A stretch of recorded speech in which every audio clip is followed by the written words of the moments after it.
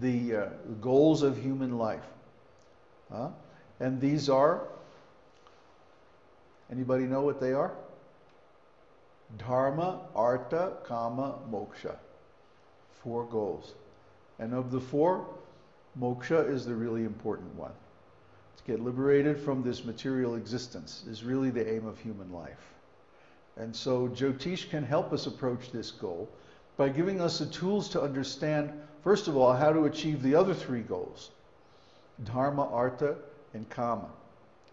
Dharma, of course, means religious principles. If one is not following religious principles, then he has no access to Vedic knowledge. And then we have to have some economic development. We have to have some occupation, some duty in life that allows us to maintain our existence. And then we also have to have some enjoyment according to our nature. So by following Vedic principles, all these things are accomplished automatically. For example, I never dreamed that I was going to be a writer. But by my association with Srila Prabhupada and by reading his books over and over and over again, I developed a style of writing that allowed me to make a living as a professional writer for over 20 years. And I never cultivated that skill deliberately. It just happened by association.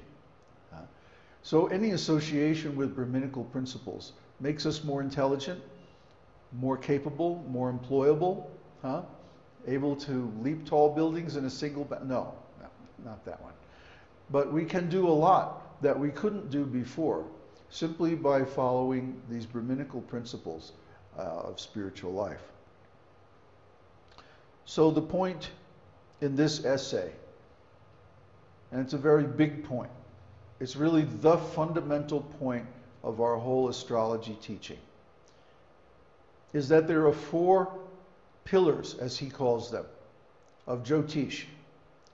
4 pillars of the temple of Jyotish.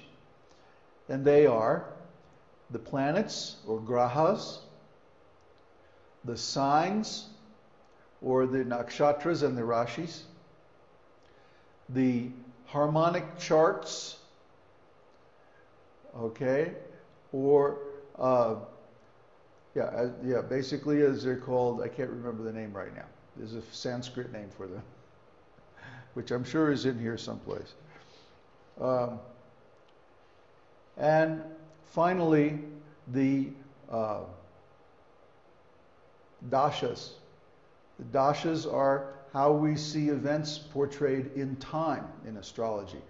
So these 4 pillars are all manifestations of, or indications of, or extensions of the qualities of the personality of Godhead. The planets, the signs, the harmonic charts, and the dashas. They're all expressions of different qualities of God as reflected in the material energy. And we should always keep this in mind as Vaishnavas, to see God everywhere and in everything. After all, everything is His energy, and everything that happens, happens according to His will. So God is everywhere, and He's controlling everything and everyone according to His will, and also according to our desire. He's our dearmost friend. So He makes things happen according to our desire. The problem is our desire is not pure. It's mixed with some material qualities. So then we create karma for ourselves, and we have to suffer. At least we have to be born again in this material world and go through all that nonsense. So the whole purpose of devotional service is to purify our desire. As soon as our desire is pure, Krishna, I just want to love you. I just want to serve you. I just want to make you happy. What do you want? What would you like? And when we follow Krishna's desire, then automatically everything becomes auspicious. So, let's look at the first paragraph here. Where'd that go? Oops. Wow, this thing's really sensitive. Can you? Beginning of creation.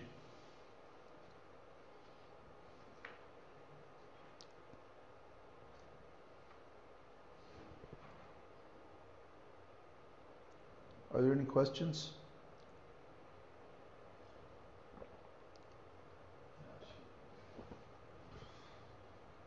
No questions so far. Oh, that's better. Yeah, that's much better. Hmm?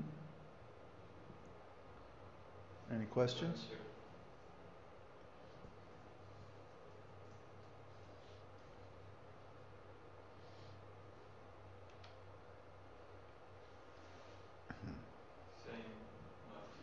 Not yet.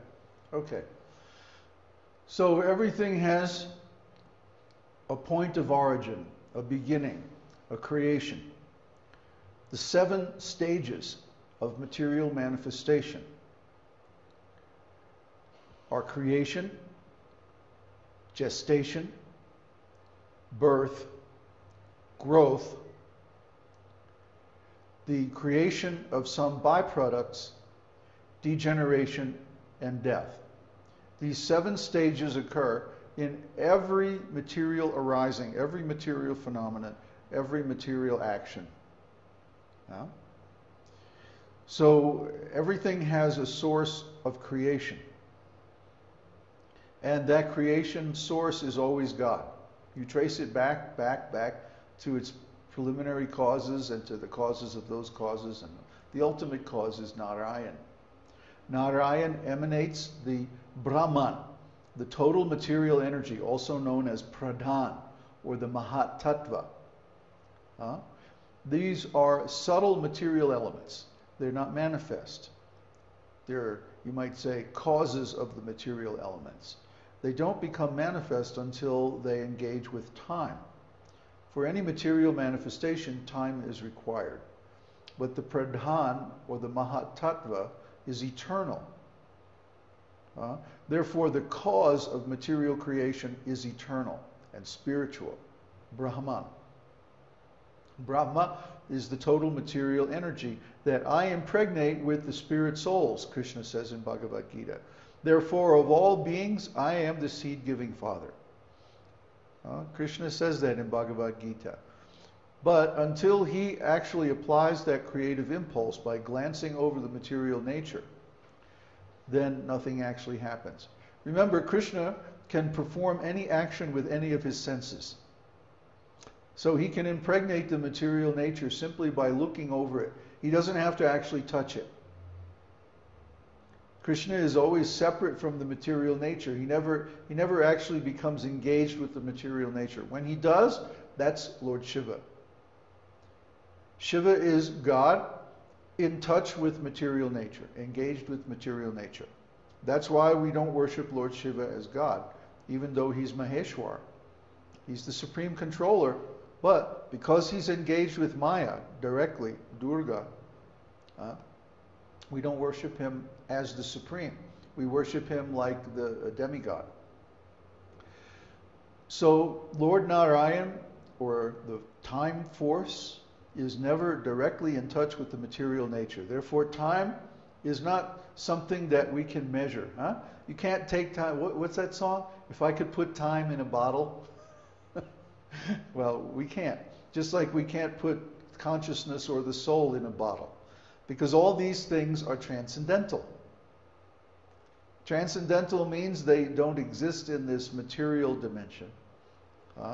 But they exist in the spiritual world, which is beyond this material creation.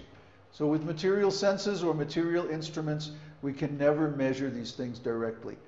We can only measure them indirectly. Time, consciousness, gravity. We can measure them by their effects, but we cannot measure them directly. That's because they're transcendental. Transcendental things are always unmanifest, subjective, subtle. So Narayan is the origin of everything.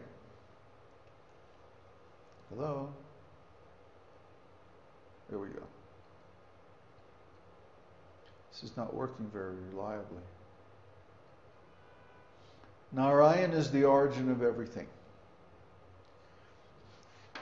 He quotes the Vedic aphorism, Eko vai Narayana Asin. And How we get the next page? This? Yeah. This mouse is not working reliably. But the scrolling feature doesn't work with the Mac. Well, it does. It does. In the beginning of creation, there was only the Supreme Personality of Godhead, Narayan. From the Maha Upanishad. Then Ata Purusho Havai Narayano Kamayata Prajan Srijeti. Then the Supreme Personality of Narayan desired to create living entities. From the Narayan Upanishad.